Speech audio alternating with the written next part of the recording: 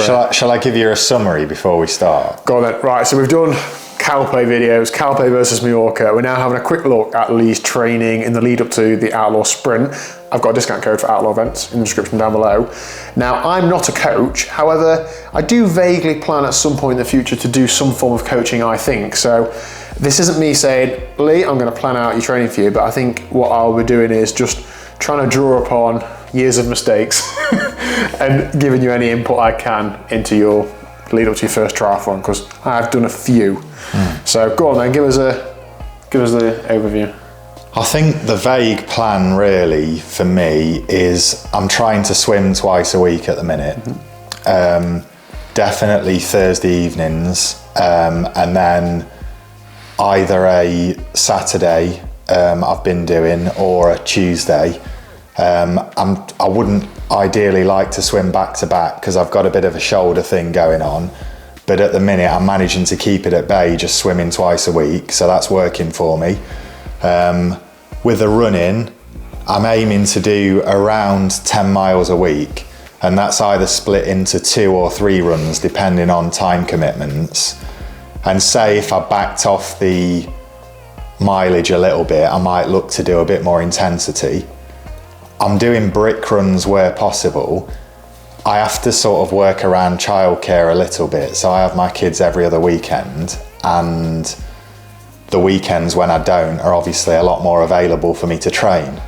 So generally those days I'll ride outdoors both days and I'll build a brick run into one of those rides, and then I'll do a longish run probably around Wednesday. I've started looking at park runs, so I did my first park run yesterday, and that's the idea of that, is just to sort of now get a bit of speed in the legs and start testing what I can actually do, because obviously I'm going to have to run a 5k in the Outlaw Sprint, so starting to get comfortable with that distance. And then around that, maybe my brick run, I'd do some intervals at 5k pace. So some 5 minutes intervals, and then at 5k pace, 5 minutes steady, and repeat that maybe 3 or 4 times. And then the cycling, I aim to do around 10 hours when I don't have the children, and around 5 hours when I do. And on the 5 hour week, for example, because I know the volume is slightly lower in terms of time, I might nudge the intensity up a bit. So I've started to look at over-under workouts, working near threshold, sort of controlling lactic acid build-up, working at intensities where it's building and then flushing out gradually. So starting to get that top end in there now, starting to work at threshold. I'd done an FTP test recently, so I know where my zones are. Oh, I know where your zones are. Yeah. So yeah, and I guess then on that 10-hour week, it would be similar, slightly less intensity Zwift rides through the week, and then when I come into the weekend, the South Normanton club rides for me are always difficult. I'm always climbing with people who are a lot lighter. I try to stay with them if I can, but I am putting out big watts to do that, so they are not easy rides. And then I'm going to start building into doing reliability rides at the weekends, which are basically like race practice, aren't they? Pretty much, yeah. So that's the general idea. And as the weeks go on, I don't have the time to play with, but I'll start to nudge the intensity up because I can't nudge the time up. So the thing is, somebody like Lee, like you've trained for years and years and raced on bikes for years, and you did a bit of running a few years ago, so it's not like you're completely inexperienced or uneducated about training. So you have those training principles in your mind. You know that you don't go hard all the time. You know you've got to do some easy stuff, some hard stuff, and building into an event and the race specific experience and all of that. I think if we break it down per sport, and these are just my thoughts about your training and how I think you should do it. Your swimming is, particularly because you're half nursing a bit of a niggle that flares up when you do too much, twice a week is absolutely fine. Your swimming on our group night, 15 to 1700 meters. Yes. Your race is 750 meters. Yeah. So you're far surpassing your race distance. You're doing intensity when you swim with a group. Sometimes your other session is a group session as well, Yeah. with another group where Yeah. you do a lot of technique. Yeah. Or you might just go on your own and perhaps do some more steady swimming. I think that's a really balanced week of swimming. Of course, you'd make more progress in the water if you had to swim more times, but it's faff time around swimming. You've got other draws from children and work and all those other things. So I feel like swimming is like box checked. Yeah, Turn up on a Thursday and do another swim. And I'm really just trying to focus on technique, and I'm getting advice from other swimmers about things to work on. Yeah. And some of that advice is really helping me, and Yeah. I'm trying to focus on that. I think the only other thing we need to put some effort into is when it gets a bit warmer, get in open water. Absolutely. Do a long swim open water, like do 500 meters without panicking and without having to think, oh, can I do 750?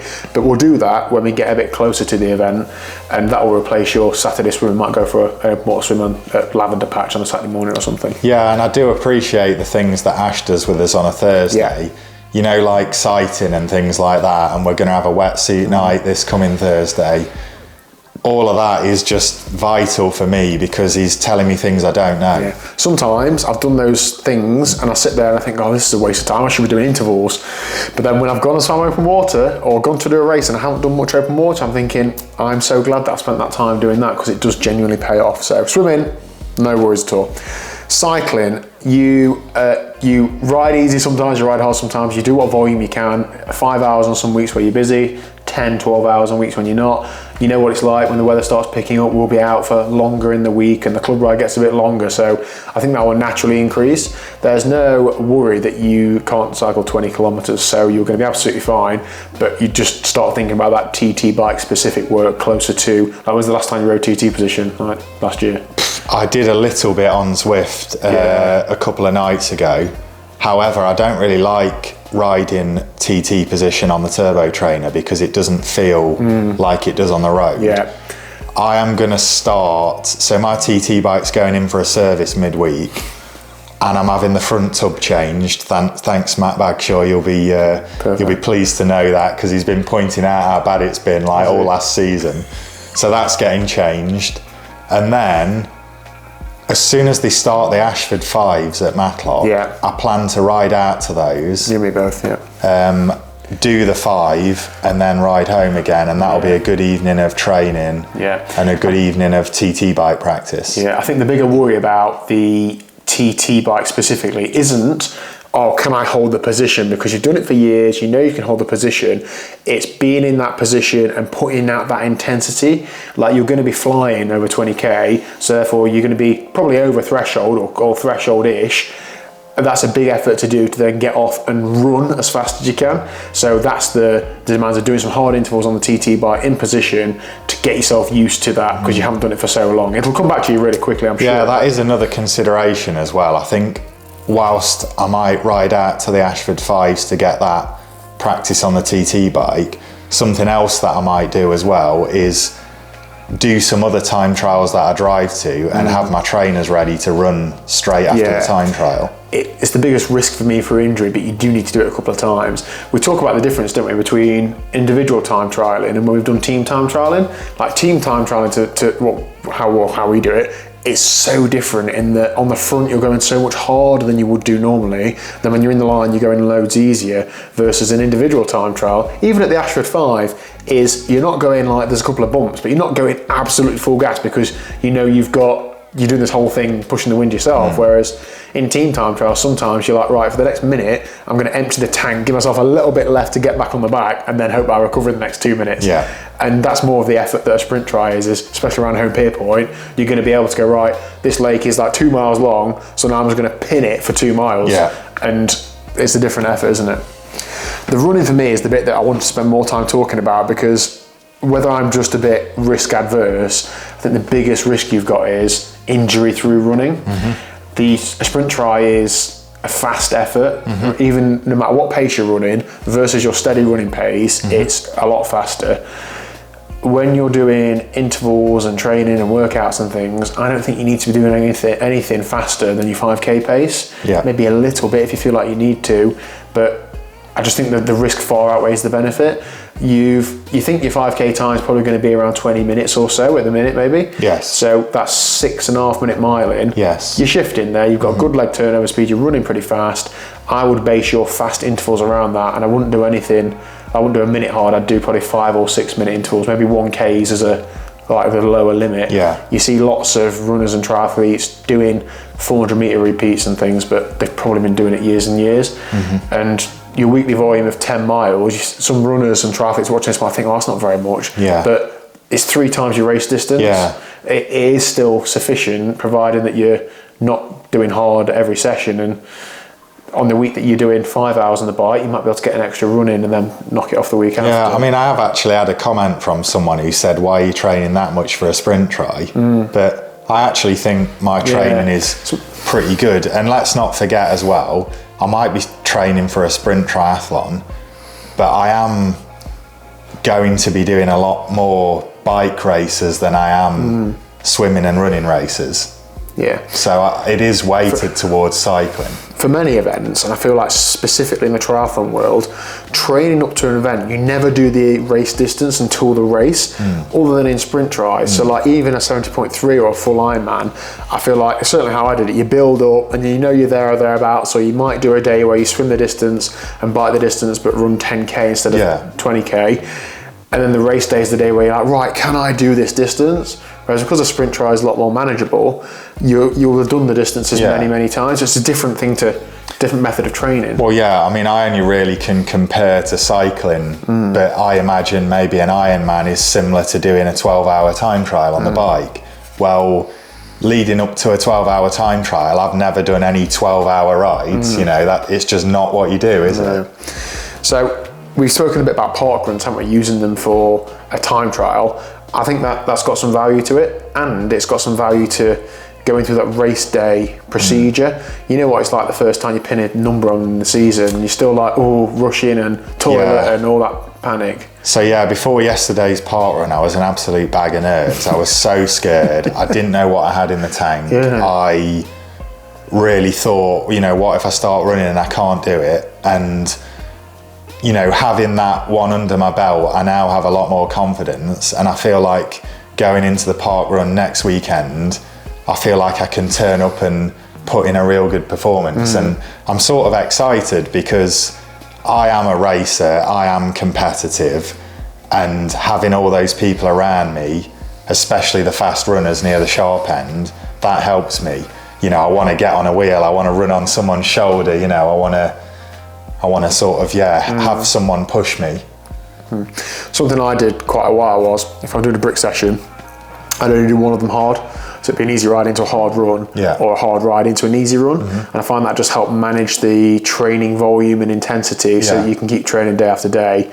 That could be something you want to think about. I know that last week you did the club ride, and then you did, was it 2 or 3 5-minute efforts or 5 minutes recovery as a brick run. And that's a big workout. And if you've recovered from it well and it felt great, fine. I think I said something to you like that first, like don't jump off the bike and start running hard straight away. Give yourself a few minutes to settle into it. A big difference between me and you though is I think you train a lot more time than I do, and I don't have that much time available. So when I do a big session like that on the Sunday, like literally Monday is just an hour zone 2 on the bike. You know, Tuesday again, I mean, we've been doing the Zwift racing, but had I have not been doing the Zwift racing, it might have just been another easy hour on the bike. So I am recovering naturally from these things because I just don't really have lots of time available to train. And I think the other, probably the biggest gain we're going to get from you in the lead up to this is transition prep, race prep. I was just thinking about that. I almost need to like set up a transition outside my house and practice going between the 3. We'll do it in the pool this week. Taking your wetsuit off fast, learning what it's like to get out of the water, run for 200 meters, get to your bike, and am I putting socks on here or in T2? What's got talcum powder in it, what hasn't? Have I got a visor on that's going to steam up or not? All those things. We need to get through as many of those problems as we can before race day, and we'll spend some serious time doing that. So I think there's big gains to be made from that, and I really have no idea. So anything you can help me with in that respect is going to be appreciated. I think you're in a great place, you're in good shape, you're motivated, you're doing a lot of the right things. I don't think we need to rip up what you're doing and change anything at all, really. I'm just hoping that I can be involved in your training in the next few weeks, and we'll focus on open water, focus on transitions, get those event and race specific things dialed in, and see what happens. Well, I don't want any more injuries, but I'm really hoping at some point we can go for a run together. Yes, you and me both. All right. Nice one, then. Nice one, Dan. Thanks.